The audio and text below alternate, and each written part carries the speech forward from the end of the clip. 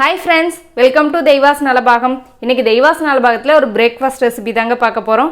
கோதுமை மாவு அடை தோசை எப்படி செய்யறதுன்னு பார்க்கலாங்க. நம்ம எப்பவுமே கோதுமை மாவு கரைச்சி அப்படியே தோசை ஊத்தி சாப்பிடுறத விட இந்த மாதிரி செஞ்சு பாருங்க.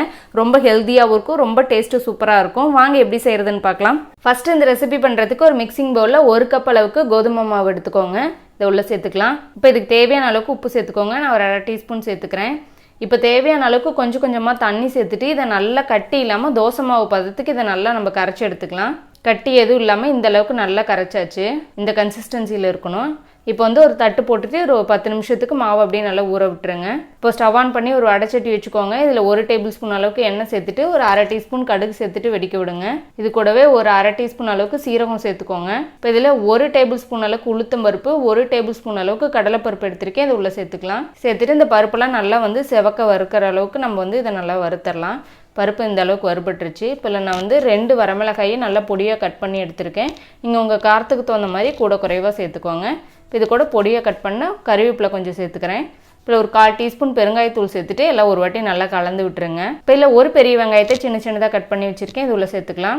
4 பீன்ஸ் அதே மாதிரியே பொடியாக கட் பண்ணி வச்சுருக்கேன். இதையும் உள்ள சேர்த்துக்கலாம். ஒரு மீடியம் சைஸ் கேரட்டை நல்லா துருவி வச்சுருக்கேன். இதையும் உள்ள சேர்த்துக்கலாம். சேர்த்துட்டு இதை நல்லா ஒரு வாட்டி நல்லா ஹை ஃப்ளேம்லேயே வச்சு நல்லா வதக்கிக்கோங்க. ஏன்னா மாவில் சேர்த்துட்டு நம்ம திரும்பவும் வேக வைக்க போகிறோம். அதனால் ஓவர் குக் பண்ண தேவையில்ல. ஒரு 50% வெந்தால் போதும்.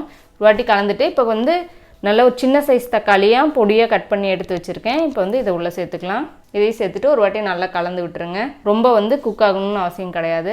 லாஸ்ட்டாக இதில் ஒரு 1/4 டீஸ்பூன் மஞ்சள் தூள் சேர்த்துட்டு ஒரு வாட்டி நல்லா இதெல்லாம் கலந்துட்டு நம்ம ஸ்டவ் ஆஃப் பண்ணிடலாம்.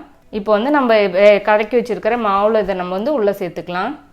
லாஸ்ட்டாக பொடியாக கட் பண்ண மல்லி இலை கொஞ்சம் எடுத்திருக்கேன். இதை நம்ம காய் கூட சேர்த்து வதக்க தேவையில்லை. இதை அப்படியே பச்சையாகவே சேர்த்துக்கலாம். அப்போ தான் நல்லா வாசம் சூப்பராக இருக்கும். சேர்த்துட்டு இதெல்லாம் ஒன்று சேர நல்லா கலந்துக்கலாம். மாவு இந்த அளவுக்கு நல்லா கலந்தாச்சு. தோசைக்கல்லும் நல்லா காஞ்சிட்ருக்கு. இப்போ நம்ம அடை தோசை ஊற்றிடலாம்.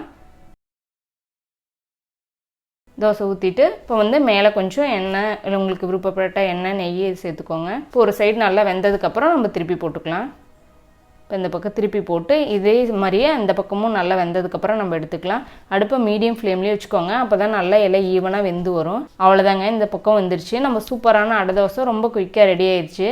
நீங்களும் இந்த ரெசிபியை வீட்டில் ட்ரை பண்ணி பாருங்கள். உங்களுக்கு பிடிச்சிருந்துச்சுன்னா லைக் பண்ணுங்கள், ஷேர் பண்ணுங்கள். நம்ம தெய்வாஸ் நலபாகம் சேனலுக்கு சப்ஸ்கிரைப் பண்ணுங்கள்.